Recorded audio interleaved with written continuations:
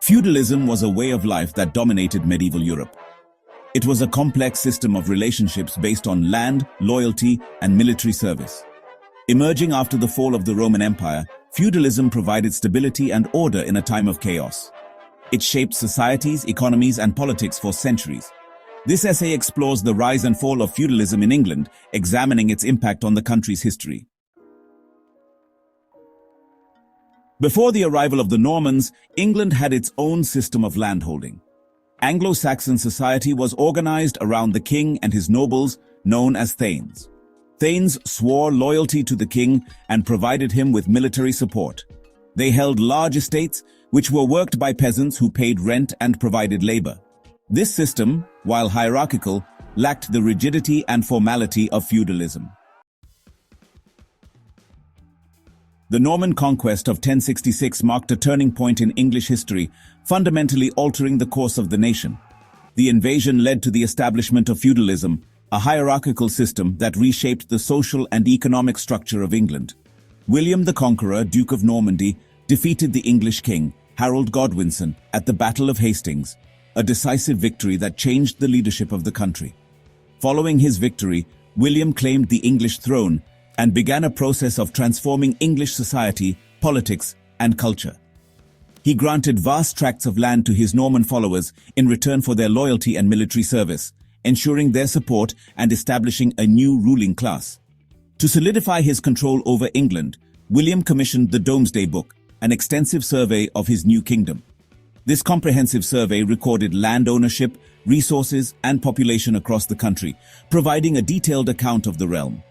The Domesday Book gave William a clear understanding of his new kingdom and allowed him to establish a more efficient system of taxation, which was crucial for maintaining his rule. It remains an invaluable historical document, providing a snapshot of England under Norman rule and offering insights into the medieval world. Feudalism in England was structured like a pyramid, with the king at the top. The king held the ultimate authority and owned all the land in the kingdom. His power was absolute, and he ruled over the entire realm, making decisions that affected everyone. Below the king were the barons, powerful nobles who held vast tracts of land directly from the king.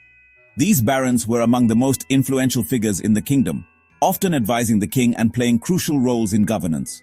They managed large estates and were responsible for maintaining law and order within their territories. In return for their land, the barons provided the king with military service and swore an oath of fealty. This oath was a solemn promise of loyalty and support, binding the barons to the king's cause. The barons were expected to raise armies and defend the kingdom whenever necessary. The barons, in turn, granted land to knights, who were professional warriors. These knights were essential to the feudal system, as they provided the military muscle needed to protect the realm. They were skilled fighters, trained from a young age in the arts of war. Knights were the backbone of the feudal army. They rode into battle on horseback, clad in armor and wielding weapons such as swords and lances. Their presence on the battlefield was a formidable sight, and they played a key role in the kingdom's defense. They provided military service to their lords in return for land, known as a fief. This land was their livelihood, and in exchange, they pledged their loyalty and martial skills to their baron. The relationship between knights and barons was one of mutual benefit and obligation. At the bottom of the pyramid were the peasants, who made up the vast majority of the population. These hard-working individuals toiled on the land, performing the essential tasks that kept the kingdom running. They lived in small villages and worked from dawn till dusk. Peasants worked the land, producing food and other goods for the lords.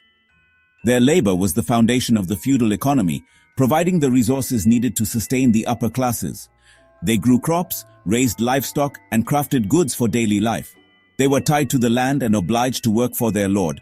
In return, they received protection and a small plot of land to cultivate for their own needs. Their lives were hard, but their contributions were vital to the stability and prosperity of the feudal system.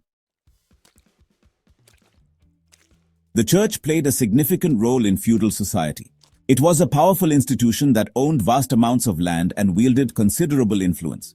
Bishops and abbots were important figures in the feudal hierarchy, holding land and owing allegiance to the king. The church provided education, healthcare, and charity. Monasteries were centers of learning and culture. They preserved ancient texts and played a vital role in the transmission of knowledge. The church also acted as a check on the power of the king. It could excommunicate rulers who defied its authority, a powerful weapon in an age of deep religious faith. Feudalism in England began to decline in the late Middle Ages. This system, which had dominated the social and economic landscape for centuries, started to show signs of weakness and transformation. A number of factors contributed to its demise, including economic changes, political upheaval, and the Black Death. The once rigid structure of feudal society began to crumble under these pressures. The growth of towns and trade undermined the feudal economy, which was based on agriculture. As commerce flourished, people moved to urban areas, seeking new opportunities and a different way of life. Merchants and artisans became a new class, challenging the power of the landowning nobility. This emerging middle class played a crucial role in the economic and social shifts of the period. The Black Death, a devastating plague that swept through Europe in the 14th century, had a profound impact on feudal society. It decimated the population, leading to a dramatic reduction in the workforce. The plague killed millions of people, leading to labor shortages and social unrest.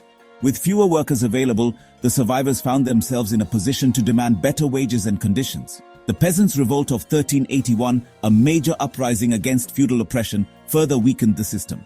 This revolt was a clear indication that the old order was no longer sustainable and change was inevitable.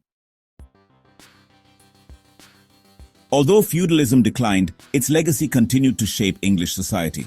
The concept of land ownership and the relationship between lord and tenant persisted. The English legal system, with its emphasis on precedent and common law, has roots in the feudal period.